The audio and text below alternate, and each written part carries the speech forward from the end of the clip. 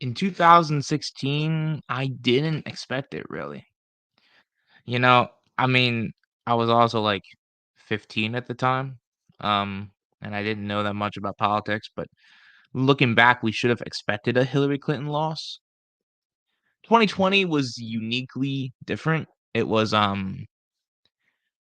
it was a pandemic, an economic recession, um very high racial tensions in the country at the time. This time, I I don't know what the fuck happened this time. Am I shocked? No, but at the same time, it's like, "What?" Like, I was not expecting this. There was a possibility that Trump could win, but I would think it would be like 272 or like 274, maybe at the most like 280.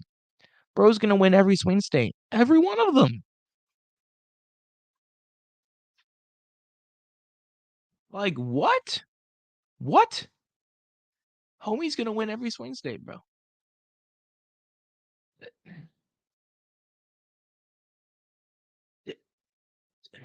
The leading up to elect Kamala had that giant ass rally in Washington, DC. Like, what the fuck happened? I don't wanna say it's all sexism, but, like, that probably is a big part of it. And she didn't run the greatest campaign. She ran to the right a bunch, but you can't even blame this one on Joe Stein or any of the third parties. Kamala got trounced. She got destroyed. It wasn't close. It was not like 2016. 2016 felt like it was closer for longer. Like, I was watching Vosh's stream, shout out to him. I knew something was off when Virginia was not instantly called. What? Huh? Virginia that goes blue in like zero point 0.2 seconds. Virginia. It took Virginia that long. Trump's gonna get probably like 300 some electoral votes. I see people saying like should have ran Biden. No, no, you shouldn't have. Biden after that debate performance, 10 times out of 10, I still go with Kamala if she was the only option. Would I have ran her? No, but it's not up to me. Um, what would I have done differently? Maybe been a progressive, not, hit away from being one, you know?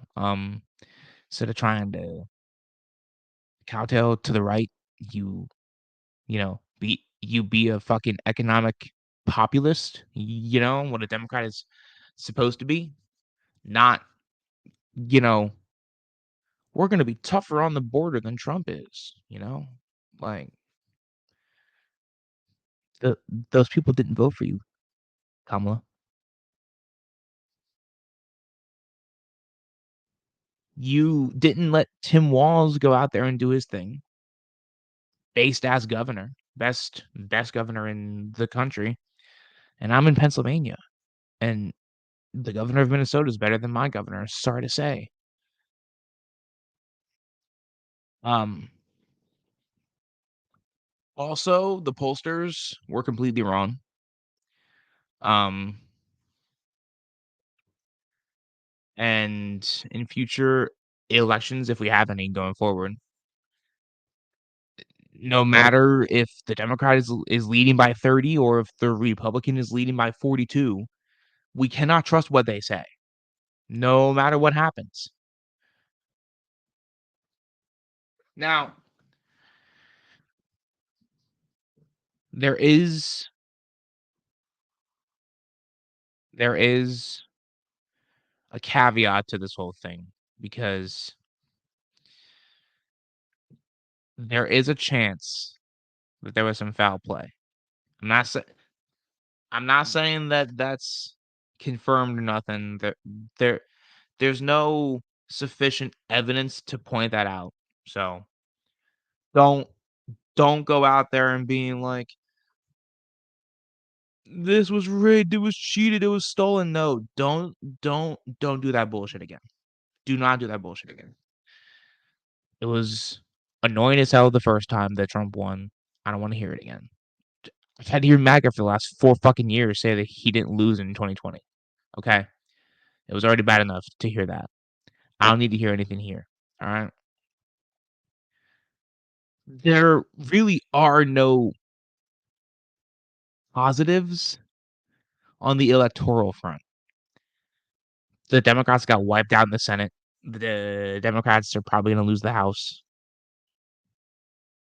There are no positives here electorally.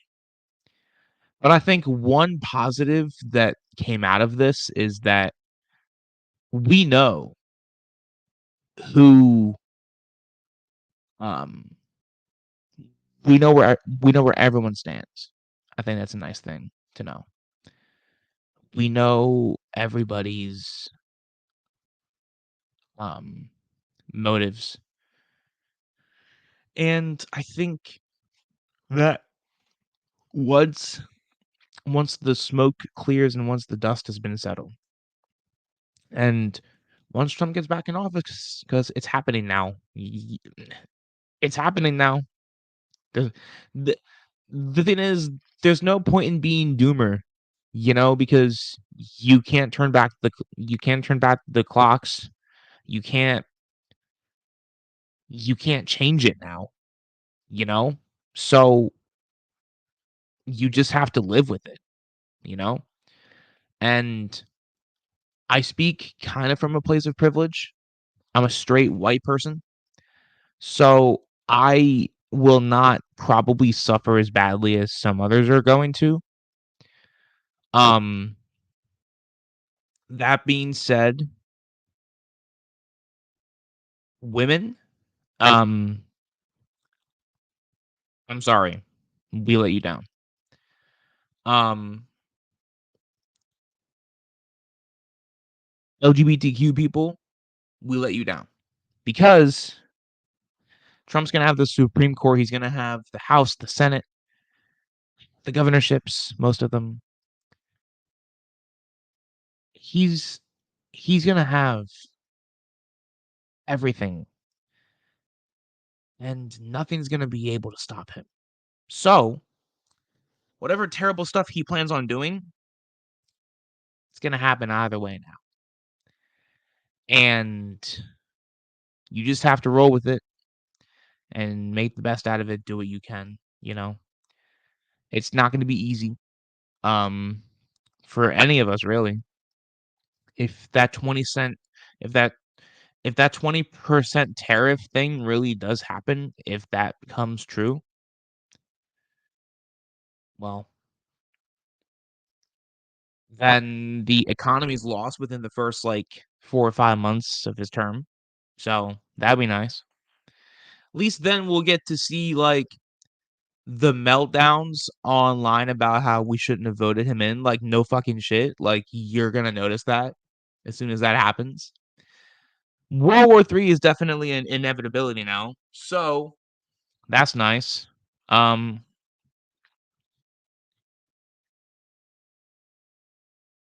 but I ask for you to not be violent. I ask for you to not be angry at Trump voters. Because even though they're vindictive and vile and quite frankly selfish, they're still our brothers and sisters, and we have to treat them as such. Even though they don't treat us in that way, we have to treat them as such. You know why? Because not only are they Americans, but they're human beings. And we have to treat every human being the way that we want to be treated. As a Catholic, I believe that. I was raised to treat others the way that I want to be treated.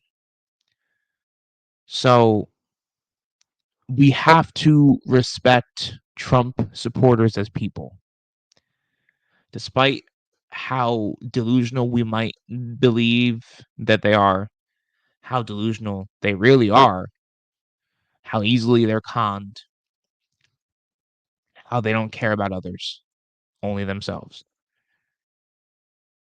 We have to respect them and treat them with dignity because that's what we would have wanted if it was the other way around. We have to show them that we can respond in a way that is peaceful and it's something that Martin Luther King would have wanted. We have to be the bigger people. I understand that there's a lot of hurt. I get that. Women are hurt. A lot of men are hurt.